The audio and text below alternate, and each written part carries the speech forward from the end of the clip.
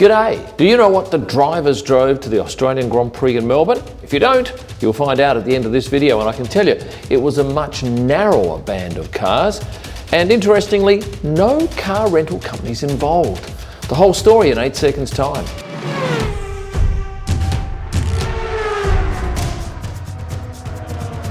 What the drivers drove in Melbourne to the track. Starting off with Charles Leclerc. He was driving a Stelvio Quadrifoglio, an all-wheel drive, a car that does 0 to 100 in 3.8 seconds. That's a fairly nippy car. And on a couple of the days he arrived at the track with his team manager, Mattia Binoto, in that red Quadrifoglio Stelvio. That car in Australia retails for around 170,000 Aussie dollars. Now, for those of you who don't know, in Australia we drive on the left-hand side of the road, unlike most of the rest of the world. And did you know that there are only 4 countries that F1 goes to where we do drive on the left-hand side of the road? Do you know the other 3? Well, I'll tell you a little later on. Having looked at what Charles was driving, let's have a look at his teammate Carlos Sainz. He too was in Alfa Romeo, although he had a Stelvio Sport, and this car is considerably cheaper and considerably slower than the one that Charles was driving. In fact, its 0 to 100 is just over 7 seconds.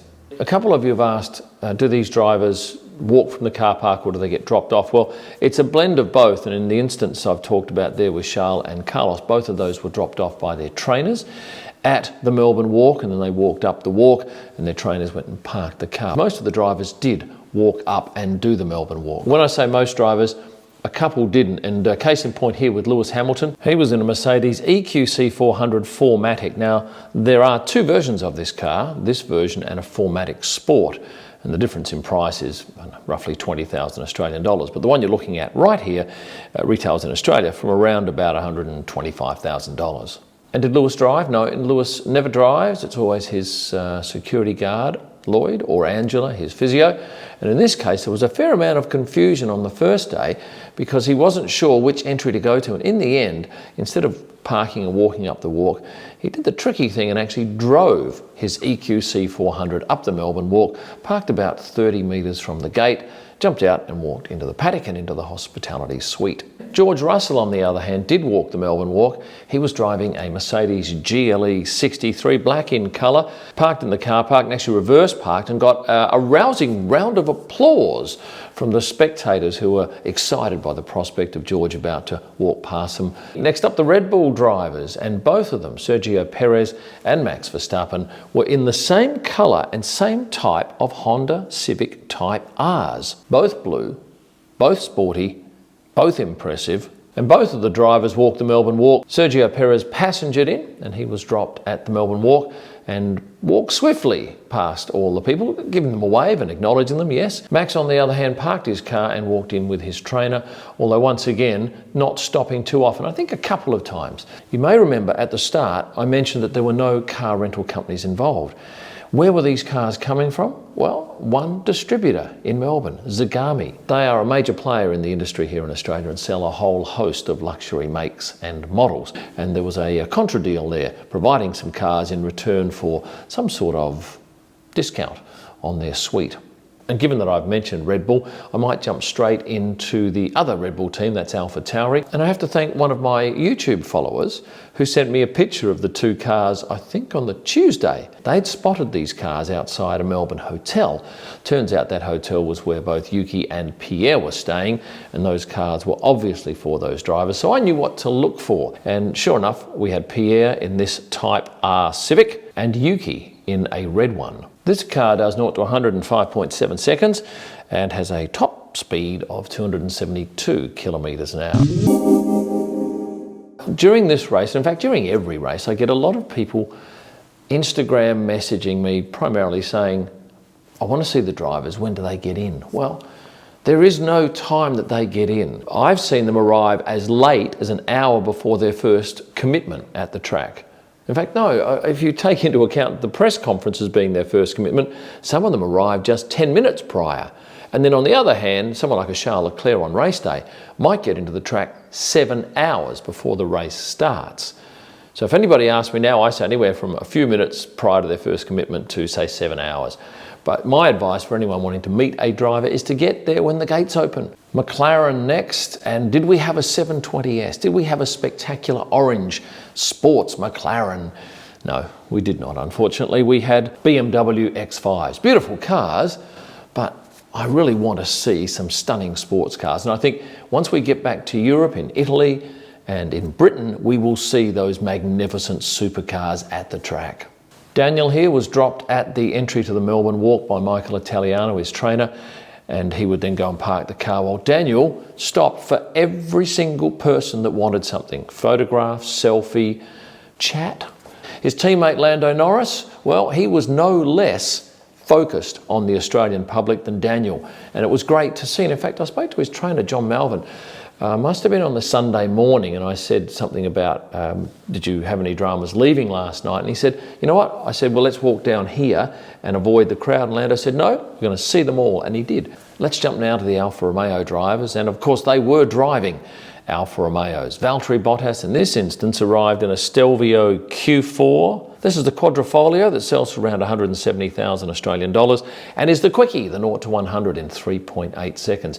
Now, I'm not sure he would get the chance to open that up fully because he was staying in a Melbourne hotel, and the trip to the track is all through suburbia and a lot of traffic lights and a lot of traffic cones. And for the best place to see drivers, if you don't have a ticket into this race next year, go to the Canterbury Road entrance, because that is where all of the drivers enter, and it's a very tight turn in, so they do have to do a very slow speed.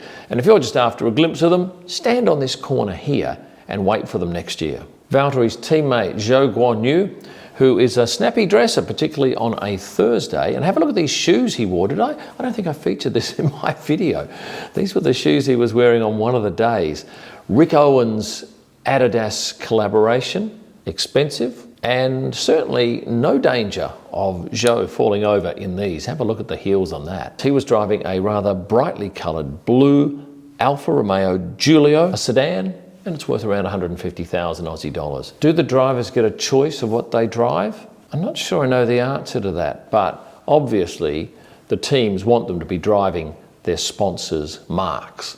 However, it's not to say that a driver can't go out and get another car to drive around in at night. And I happen to know one did that. Spent his time in the evening cruising Melbourne in a beautiful Porsche 911. Oh, and in just a second or so, I'll tell you, no, I'll do it now, the other three countries that we race in, that they drive on the left-hand side of the road. They were the UK, Japan, and Singapore. Were any drivers driving Renaults? Yes, the answer is 2 drivers. Fernando Alonso in a very bright orange Megane RS, and his teammate Esteban Ocon in a black Megane RS. Next up, let's have a look at what the Williams drivers were driving. Nicholas Latifi was seen in this Audi. This is a performance SUV, does 0 to 105.1 seconds, while his teammate Alex Albon was in an Audi Q7 45 TDI Quattro. That car does 0 to 100 in just under 6 seconds. What about Lance Stroll? Well, Lance was tricky because I at no stage saw him walk the Melbourne Walk, but I do know he drove into the track with his trainer in an Aston Martin DBX because he always does. Unlike his teammate, Sebastian Vettel, who did not drive a 4-wheel vehicle, he rode a 2-wheel vehicle. This is in fact a brand new bicycle that has been made right here in Melbourne by JRI Fixed, a Melbourne bicycle manufacturer that Seb has had numerous bikes produced by over the years. This bike is made specifically for him. They generally do 1 to 3 concepts and then fine-tune the bike. And how many gears do these bikes have? 3, 16, 25? No, 1. 1 gear because of ease of maintenance and simplicity. And have a look at the handlebars on this bike. That's made of wood. And our final 2 drivers are Kevin Magnussen and his teammate Mick Schumacher. And they were both driving white Audi Q7 cars. A couple of extras for you. Stefano Domenicali arrived in a black Mercedes GLS 450. And I thought the most visually pleasing car of the weekend was driven by the Alpine reserve driver, Oscar Piastri. This Alpine sports car.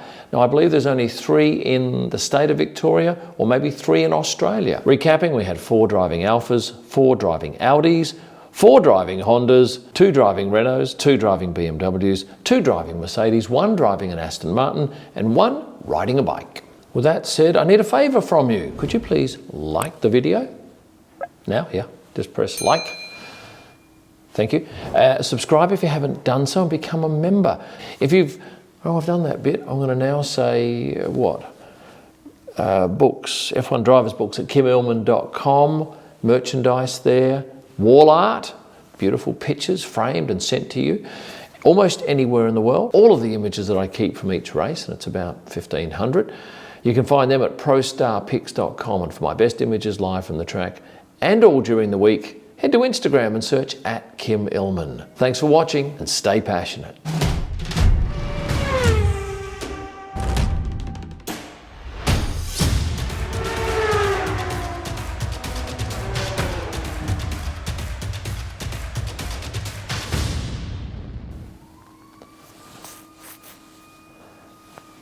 Recess time over at the school.